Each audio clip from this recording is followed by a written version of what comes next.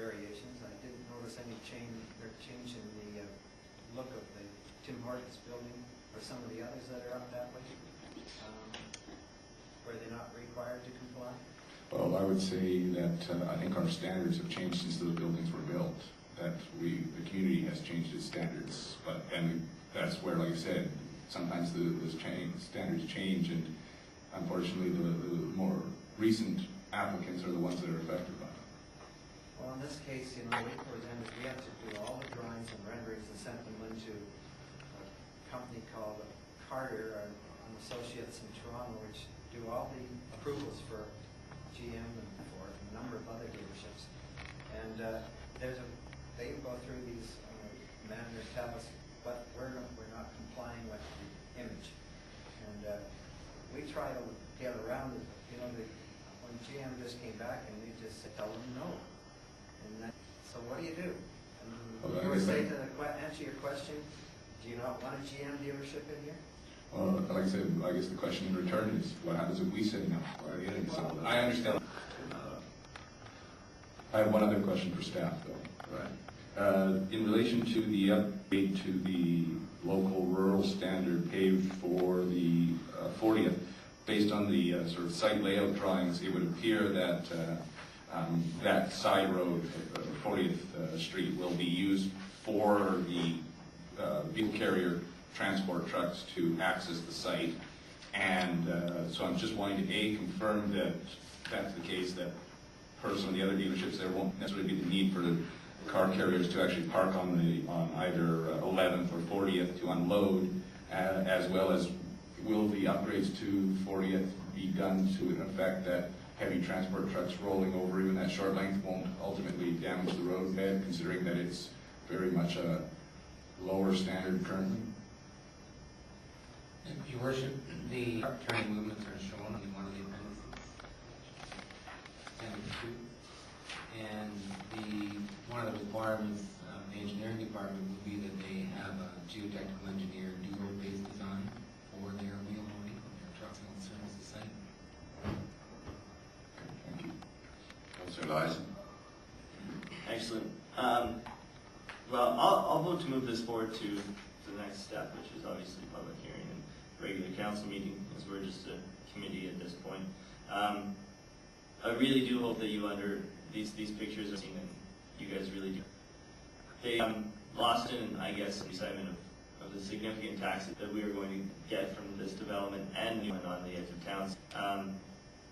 I'll vote to move this forward, and I quite look forward to, maybe not to some of the aesthetics of the building, but I look forward to the business venture that's going to happen out there. So I'm quite supportive of this. Councillor Kendall. Well, I just had one or two more things. One, I wondered if this all goes ahead, when will construction start? The spring or As soon as you issue the building permit, we're actually putting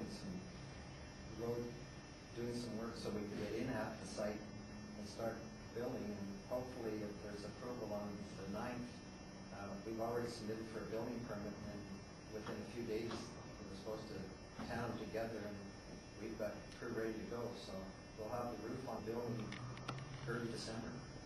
Okay, that's good.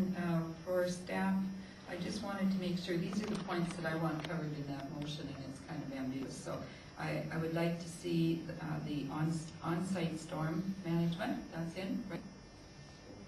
And that they have their own satellite plant, sewer plant, and then 50% contribution on number 3. Are those all covered? Yes. Okay. Yes, the motion is as with the deletion of item 3. Councillor Cannon. I just wanted to understand the on-site wastewater treatment system a little bit better. So is there 2 options, and then is it Interior Health that ultimately has the hammer on the decision on that? Or if you could explain that to me. Your Worship, the option they're proceeding with is a sewage disposal to ground system.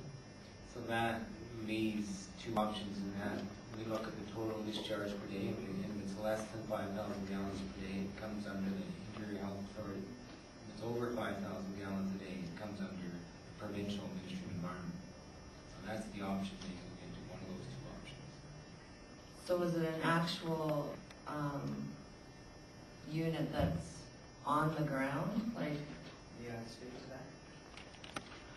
The unit we're planning to put in is a complete sewer system like you might find in the city of Vernon, where the whole complete processing of the sewage, aeration and all the rest of it takes place.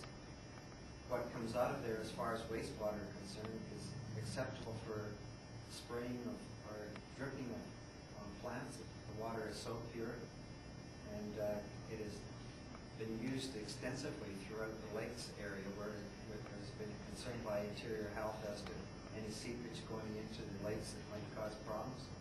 So that outside of putting an ultraviolet light in there, which would make it drinkable, the water is as pure as you can get, and it's a very compact but efficient. And I personally have had one in place for 3 years, and it's just wonderful. The outlet pipe is no bigger than about 2 inches, and it's not like the conventional sewage system, the septic system, where you have fields of 4-inch pipe and it dripped and they got plugged up. This is very efficient, and I've been recommended by Interior Health, and they'll be signing off on this. great, thanks.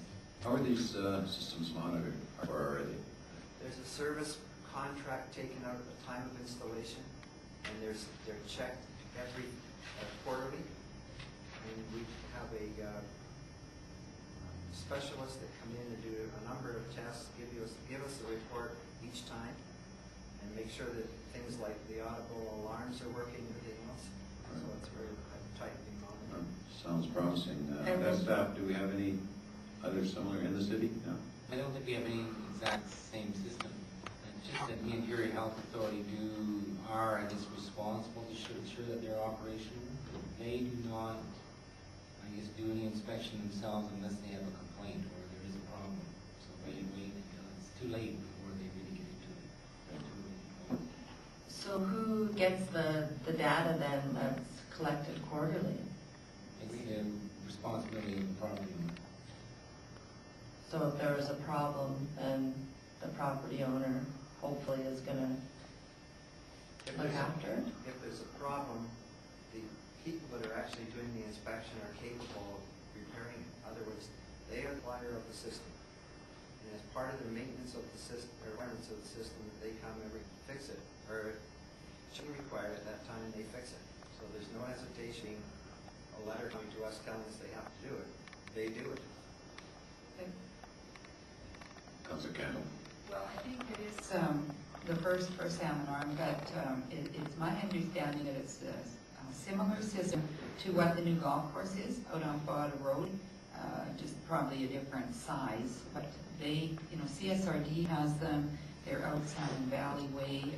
There's another way, it seems to me, that I've heard that people can, like if council is concerned about monitoring, I think that you can have one of these certificates sent to the city, once a year to show that it's working properly too. I think Kelowna does that with a few.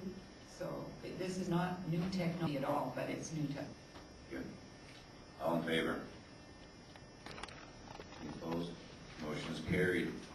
Councilor Campbell, you're in conflict on the next item, so we're going to Councilor Flynn back in.